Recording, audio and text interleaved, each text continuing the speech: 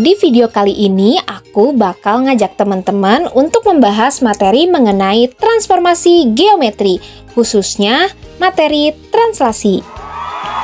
Sebelumnya, perkenalkan namaku Dini Oktaviani dari kelas Peminatan Matematika 1. Apa yang terlintas di pikiran teman-teman kalau dengar kata transformasi? Ada yang langsung kepikiran film Transformers atau mungkin lagi mikirin transformasi ulat menjadi kupu-kupu? Secara enggak sadar, kedua hal tadi berhubungan loh sama materi yang akan kita bahas kali ini. Contohnya, ulat yang berubah menjadi kepompong lalu berubah lagi menjadi kupu-kupu. Terus kalau Transformer sama juga sih, jadi sebuah mobil yang berubah menjadi robot berukuran besar. Nah, dari kedua hal itu kita bisa tahu deh arti transformasi, yaitu perubahan, bisa perubahan posisi atau ukurannya. Terus arti geometri apa dong? Geometri itu sesuatu yang berhubungan sama titik, garis, atau bidang.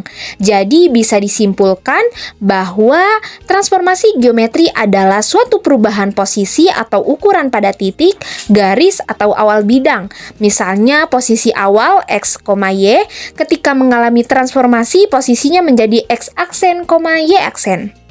Contoh translasi matematika dalam kehidupan sehari-hari adalah seperti gambar tersebut. Seorang anak sedang menaiki wahana perosotan yang mengakibatkan perpindahan dari titik yang lebih tinggi ke titik yang lebih rendah. Lalu, bagaimana cara menghitung translasi atau menentukan pergeserannya ya? Pengertian translasi. Translasi merupakan pergeseran titik suatu bidang geometri. Bisa juga diartikan sebagai transformasi yang memindahkan titik atau bangun dengan jarak dan arah tertentu. Pergeseran titik itu bisa ke atas, ke bawah, ke kanan, dan ke kiri, atau campuran dari keempat arah tersebut. Titik awal dapat dinyatakan misalnya dengan A, dan titik setelah mengalami pergeseran dinyatakan dengan A aksen.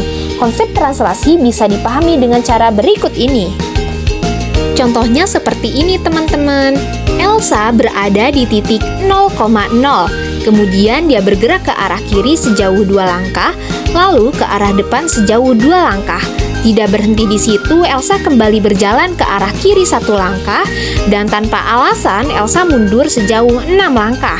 Jika pada awalnya posisi Elsa berada pada titik A 0,0, sekarang Elsa berada pada titik A aksen negatif 3, negatif 4.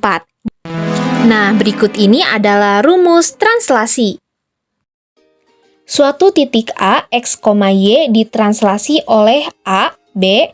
A ini adalah pergeseran secara horizontal atau datar, kalau ke kanan positif dan kalau ke kiri negatif. Sedangkan yang B merupakan pergeseran secara vertikal, kalau ke atas positif dan kalau ke bawah negatif. Dan bayangannya atau hasil geserannya ini adalah A aksen, koordinatnya adalah X aksen, Y aksen. Jika titik A digeser 6 satuan ke kanan dan 4 satuan ke atas, tentukan koordinat hasil pergeserannya. Jadi, titik A 2,3 ditranslasi oleh 6,4. Kenapa 6,4? Karena digeser ke kanan sejauh 6 dan ke atas sejauh 4.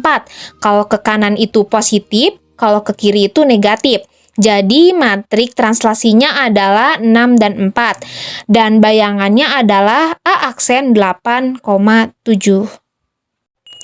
Tentukan bayangan titik A negatif 5,6 jika digeser 2018 satuan ke kanan dan 2021 satuan ke bawah. Nah, untuk itu kita mencari dulu matrik translasinya, yaitu 2018 satuan ke kanan berarti positif dan 2021 satuan ke bawah berarti negatif. Nah, jadi kita menggunakan rumus X aksen, Y aksen, itu koordinat semulanya tinggal ditambah dengan matrik translasinya jadi XY. Ini koordinat semula, jadi yang negatif 5 dan 6 itu ditambah matrik translasinya yaitu 2018 dan negatif 2021 tinggal ditambahkan. Negatif 5 ditambah dengan 2018 dan 6 ditambah dengan negatif 2021. Jadi negatif 5 ditambah 2018 itu 2013 dan 6 ditambah negatif 2021 yaitu negatif 2015. Nah, ini adalah hasil koordinat pergeserannya. Tentukan bayangan titik B 2 negatif 5 jika ditranslasikan oleh T negatif 6 negatif 2. Penyelesaian X aksen Y aksen yaitu koordinat semulanya yaitu 2 dan negatif 5 ditambah dengan matrik translasinya yaitu negatif 6 dan negatif 2. Jadi 2 ditambah negatif 6 itu negatif 4 dan negatif 5 ditambah negatif 2 yaitu negatif 7. Jadi X aksen Y aksen yaitu negatif 4 dan negatif 7.